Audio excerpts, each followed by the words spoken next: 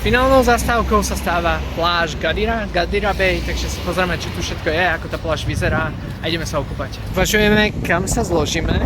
Pláž vyzerá v celku zaujímavé, je troška lebo pôvodne sme chceli ísť na Golden Beach, ktorá je troška viac južnejšie.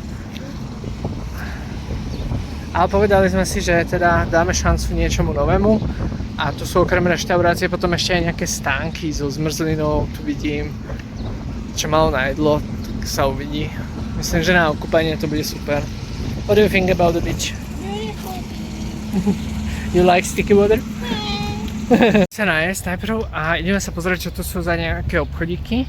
A tak ja som si dal dole boty, aby som nechodil v teniskách, čiže idem na boso po tom rozpálenom piesku. Čiže to je celku zaujímavé, troška som to úplne nedomyslel.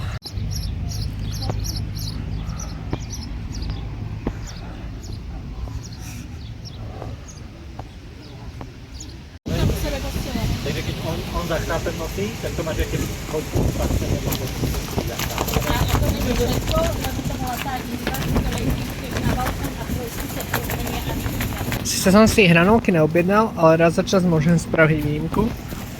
Mami asi takto dala pastu, Sonisa tu má nejaké hovädziu rolku, nejaký wrap. A kde je vaša pizza, ha?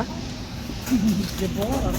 Zabrali sme si lehátka, každopádne to bolo také ako v celku zaujímavé, lebo chalanisko nám povedal, že najprv, že 17 € za 2 lehátka a slnečník. Potom nám povedal, že vlastne tých 17 € bolo iba za jedno lehátko so slnečníkom a že to ďalšie lehátko sa musí prirátať, lebo nám povedal, že dokopy by sme mali platiť nejakých 44 €, hej, a úplne nám matematicky dvakrát tých 17 € nevychádzalo, hej. A tak nám povedal, že v pohode, že ne 44 €, že 40 €.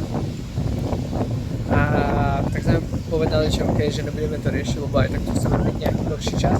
No a nakoniec nám dal 5 lehátiek, takže už matematicky sme z toho úplne vprdeli. Každopádne máme lehátka a ideme sa tu zložiť na pár minút, ja vám tu natočím pár shotov a asi si zoberieme aj do vody GoPročku. Najlepšia vec dneska je to, že nám tu fúka, lebo celý čas bol strašne horko, takže to veľmi príjemne fajne. Svoj sa nechce ísť úplne do vody zatiaľ, takže pôjdem sám, zobral som GoPročku, si ukážeme aká je voda a Veronika s Michalom už sa kúpu. Voda vyzerá v celku čiste, je dosť studená, takže je taká osviežujúca. Jak pozerám, budem musieť ísť ešte nejaký ten čas smerom do vody. A taká vec, nemám boty do vody, čo sa už dlho nestalo. Ale tým, že sme išli práve tým Rainerom celku úsporne, tak som si nič nebral. No ale myslím si, že mamina a Sony sa úplne túto vodu nezvládnu v takejto teplote. Hej, tu sme takto na tej pláži. Ja vám to môžem potom postupne aj takto ako keby ukázať.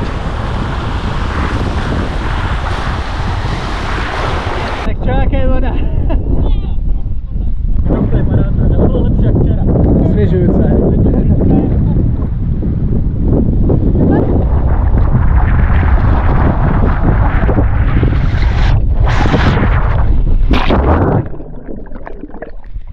Akurát nemám taký ten dušiak na tú kameru, tak mi nesmie vypadnúť z ruky, lebo sa to hľadalo fakt akože dosť blbo.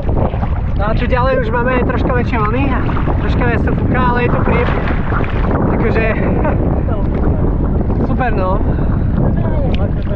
Akože ja úprimne nemám moc rád, keď napríklad ideme v strede sezóny v Thajsku niekde na plitku pláž a tá voda je úplne, že horúca. Aj v Egypte v lete máš napríklad na plážach strašne, normálne, že vrelú vodu niekde až. V auguste a to je top sezóna. A tam už teraz majú 37. Lobu. Že ich to baví na tej pláži.